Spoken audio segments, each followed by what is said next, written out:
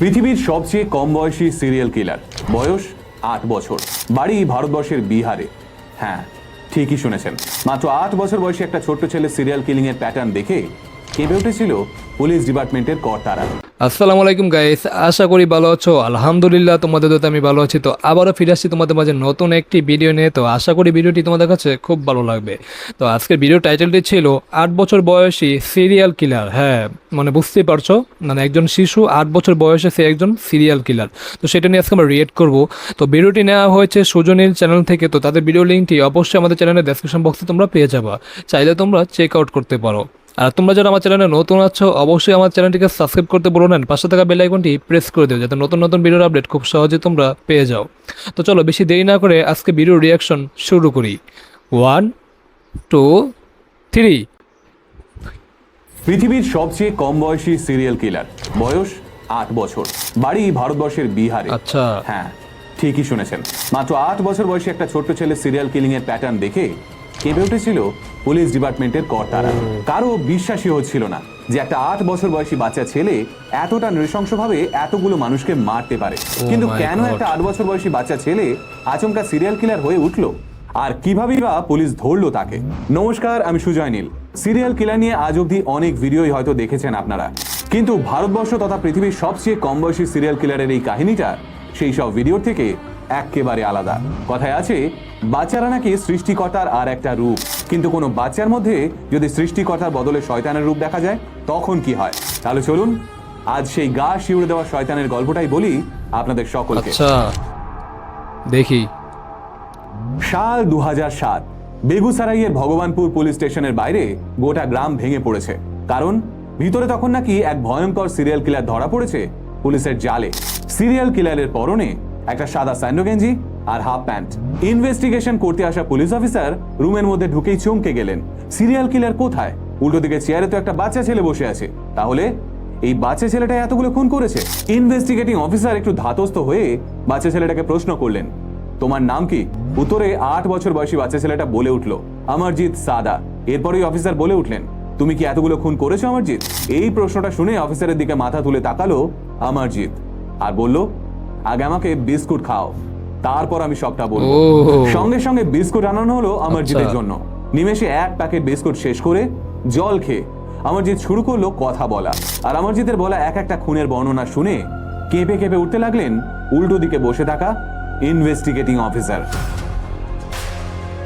সাল ১৯৯৮, বিহারের বেগুসারাই জেলার মুসাহারি নামক একটা ছোট্ট গ্রামে জন্ম হলো অমরজিৎ সাদা নামের এক শিশুর। অমরজিতের বাবা মা দুজনেই দিনমজুরের কাজ করে সংসার চালাতেন। তাদের স্বপ্ন ছিল ছেলে অমরজিৎ বড় হয়ে চাকরি করে তাদের এই দারিদ্র্য ঘুচিয়ে দেবে। ছোট বয়স থেকেই বাবা মায়ের সান্নিধ্য না পেয়ে বড় হওয়া অমরজিৎ বরাবরই শান্ত স্বভাবের ছিল। সে গ্রামের আর ৫টা বাচ্চার সঙ্গে মিশতে পছন্দ করতো না। একা একা গ্রামের পথে ঘাটে ঘুরে বেড়াতো, গাছে চড়তো, চুপচাপ পুকুর ধারে বসে থাকতো। তাই অমরজিৎকে নিয়ে খুব একটা চিন্তা ছিল না ওর বাবা মায়ের। কিন্তু তারা কোনোদিন ঘুণাক্ষরেও টের পাননি যে অমরজিতের এই শান্তশিষ্ট রূপের আড়ালে একটা আস্ত শয়তান লুকিয়ে আছে। সাল ২০০৬, অমরজিতের বয়স তখন ৮ বছর। সে সময় অমরজিতের এক কাকিমা তার ৬ বছর বয়সী মেয়েকে নিয়ে অমরজিতের বাড়িতে থাকতে এলেন। ততদিনে অমরজিতের মা বাবাও একটা কন্যা সন্তানের জন্ম দিয়েছেন। ২০০৬ সালের এক বিকেলে দাদা অমরজিতের উপর ২ বোনের দায়িত্ব দিয়ে অমরজিতের মা এবং কাকিমা বাজারে গেলেন সবজি কিনতে। আচমকা যেন শয়তান ভর করলো অমরজিতের ওপর। সে নিজের কাকার ৬ বছর বয়সী মেয়েকে প্রথমে খুব জোরে একটা চিমটি কাটলো। প্রবল যন্ত্রণায় কোঁকিয়ে কেঁদে উঠল মেয়েটি। বোনকে যন্ত্রণা পেতে দেখে ভিতরে ভিতরে খুব আনন্দ পেল অমরজিৎ। পরে অবশ্য সাইকোলজিস্টরা অমরজিতের এই অবস্থাকে স্যাডিস্টিক প্লেজার বলে আখ্যা দিয়েছিলেন, যেখানে অপরাধীর অন্যকে কষ্ট পেতে দেখলে আনন্দ হয়। তো যাই হোক, ঘটনায় ফিরি। সজোরে চিমটি কেটে কষ্ট দেওয়ার পর অমরজিৎ নিজের কাকার মেয়েকে ঠাঁটিয়ে ঠাঁটিয়ে থাপ্পড় মারা শুরু করলো। বাচ্চা মেয়েটি যত জোরে কাঁদতে লাগলো ততই আনন্দ পেতে লাগলো অমরজিৎ। এভাবে একটা পর্যায় অবধি চলার পর আচমকায় নিজের কাকার মেয়ের গলার নলিটা হাত দিয়ে চেপে ধরলো অমরজিৎ। দমের অভাবে মেয়েটি যত ছটফট করতে লাগলো ততই মুখের হাসি চওড়া হলো অমরজিতের। একটা সময়ের পর অবশ্য মেয়েটি ছটফটানি থেমে গেল। অমরজিৎ বুঝতে পারলো বোন মারা গেছে। এবার কি করবে অমরজিৎ? নৃশংস সিরিয়াল কিলারের মতোই নিজের কাকার মেয়ের নিথর দেহটাকে কাঁধে নিয়ে বাড়ির পিছনে জঙ্গলে চলে গেল অমরজিৎ। সেখানে গিয়ে ওই ৬ বছর বয়সী বাচ্চা মেয়েটার মাথাটা থেঁতলে থেঁতলে ফাটিয়ে তাকে পাতা আর মাটি চাপা দিয়ে বাড়ি ফিরে এলো অমরজিৎ। আহ। মা আর কাকিমা বাড়ি ফেরার পর তাদের কাছে এই খুনের সমস্ত কথাই নাকি স্বীকার করেছিল অমরজিৎ। কিন্তু যেহেতু অমরজিৎ একজন ছেলে আর বিহার অঞ্চলে বরাবরই কন্যা সন্তানের থেকে পুত্র সন্তানের কদর বেশি, তাই অমরজিতের বাড়ির লোকজন বেমালুম চেপে গেল গোটা ঘটনাটা। পুলিশ অথবা গ্রামের কেউ ঘুণাক্ষরেও টের পেল না যে তাদের এলাকাতেই জন্ম হলো এক 8 বছর বয়সী নৃশংস সিরিয়াল কিলারের। আচ্ছা, কি একটা অবস্থা! 8 বছর বয়সে এত শয়তানের বুদ্ধি! শীতকাল, বছরের গোড়ার দিকে নিজের কাকার মেয়েকে মারার পর থেকেই অমরজিৎ খোঁজ করছিল নিজের দ্বিতীয় শিকারের। কারণ সিরিয়াল কিলার যদি একবার রক্তের স্বাদ পেয়ে যায় তাহলে সে পুলিশের জালে ধরা না পড়া অবধি নিজেকে থামাতে পারে না। অমরজিৎ বুঝতে পারে গ্রামের অন্য কোনো বাচ্চাকে যদি সে খুন করে তাহলে বিষয়টা সবাই জেনে যাবে, তাই খুন করতে হলে পরিবারের কোনো বাচ্চাকেই করতে হবে। 2006 সালে শীতকালের সেই বিকেলে অমরজিতের চোখে পড়ে নিজের ছোট্ট বোনের দিকে। আহা। অমরজিতের বোন তখন খাটিয়ায় শুয়ে ঘুমোচ্ছিল। ঘুমন্ত বোনকে কোলে তুলে বাড়ির পিছনে জঙ্গলে নিয়ে যায় অমরজিৎ, আর তারপর নিজের মায়ের পেটের বোনকেও ওই একইভাবে গলা টিপে খুন করে এটা খুবই বোনের নিথর দুঃখজনক। দেহটাকে অমরজিৎ এনে শুইয়ে দেয় ওই খাটিয়াতেই।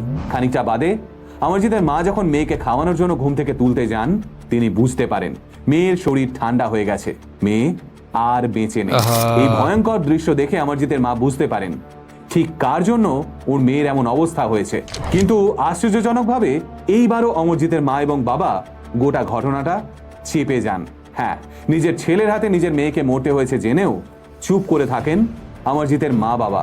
আর এভাবে এই দ্বিতীয় খুনটা করেও বহাল তবিয়তে ঘুরে বেড়ায় ভারতবর্ষের সবচেয়ে ছোট সিরিয়াল কিলার অমরজিৎ সাদা। আচ্ছা গাইস, এখানে একটু পজ করলাম। মানে এটা কেমন মা বাবা যে নিজের সন্তানের হাতেই নিজের একটা ছোট সন্তান খুন হয়েছে, কিন্তু সেই মা বাবা মানে তার ছেলেকে কিছু বললো না। এটা কি ভাই, মানে আসলে কি তারা মানে মা বাবা ছিল? মানে মেয়েদেরকে কি এরকম মানে নিশ্চুপ থাকতে হবে? এটা কোনো কথা? মেয়ে কি তার নিজের সন্তান ছিল না?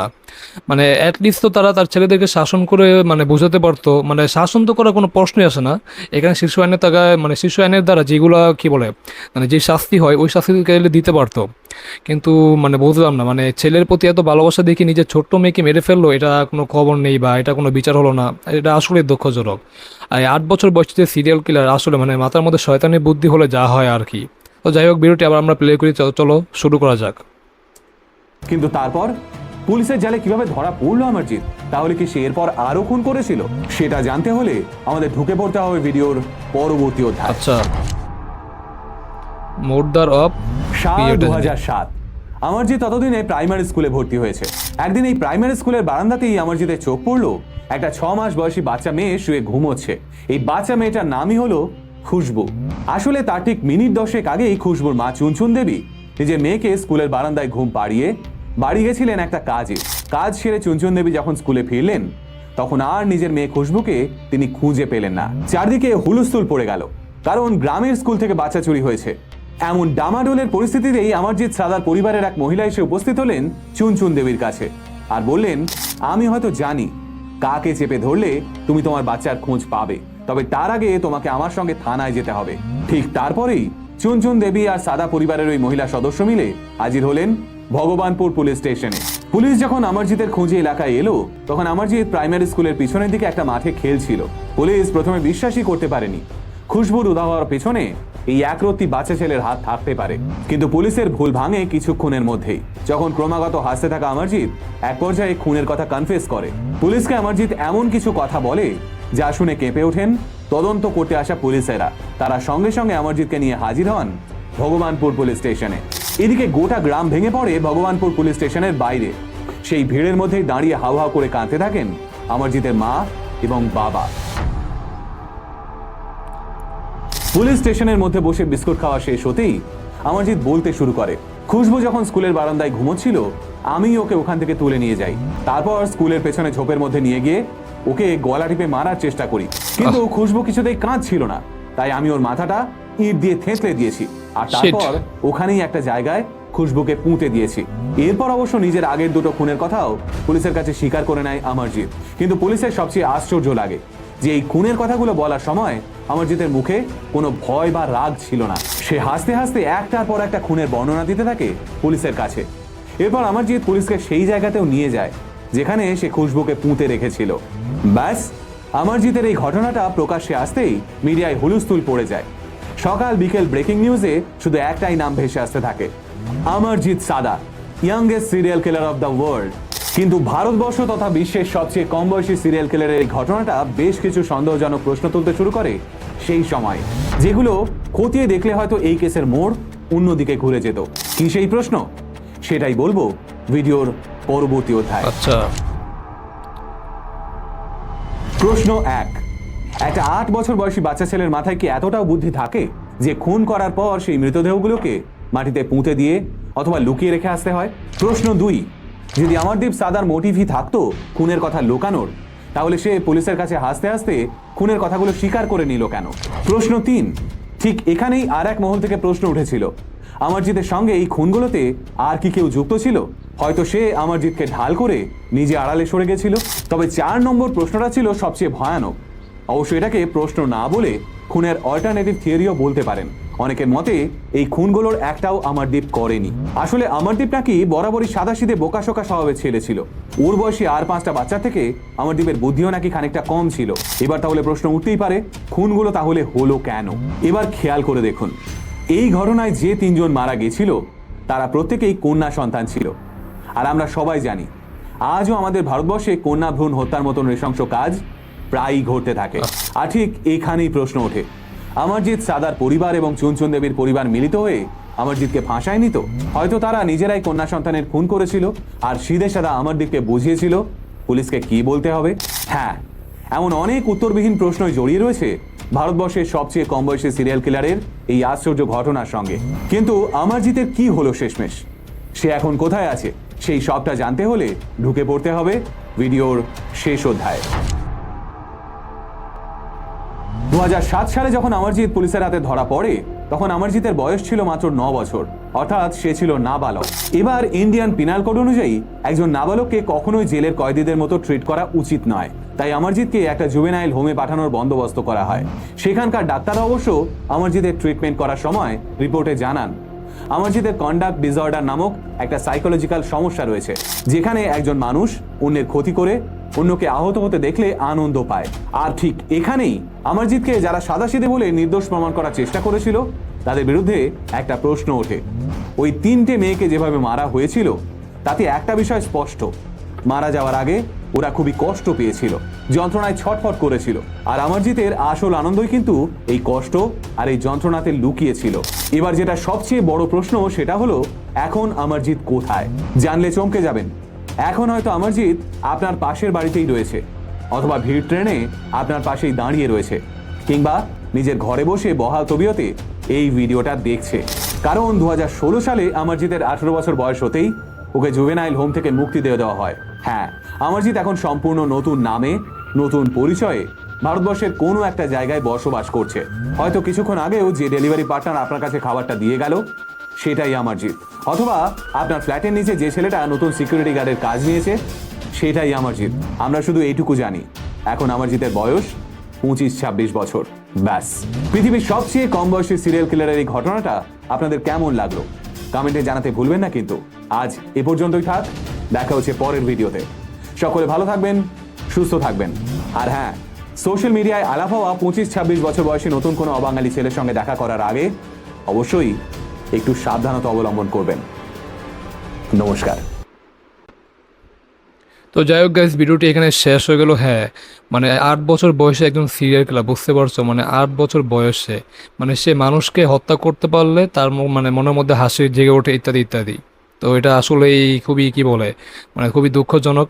আর কি বলে, অমরজিৎ যে কি বলে, অমরজিতের যে মা বাবা ভাই বোন ছিল, মানে তারা মানে কি বলে, মা বাবা যে ছিল, মা বাবা কি আসলেই এতটা নিষ্ঠুর ছিল? মানে তাদের মনে কি এতটাও মানে কি বলে, মানে এত মানে করুণ দৃষ্টিটা নেই যে নিজের ছেলের হাতে নিজের মেয়ে খুন? এটা কি তারা আসলেই মানে মেয়ে বলেই কি এটা তারা মেনে নিছিল? মানে এটা আমার এখন ভাবতেও মানে খুব খারাপ লাগতেছে। তো যাই হোক গাইস, তোমরাও খুব সাবধানে থেকো।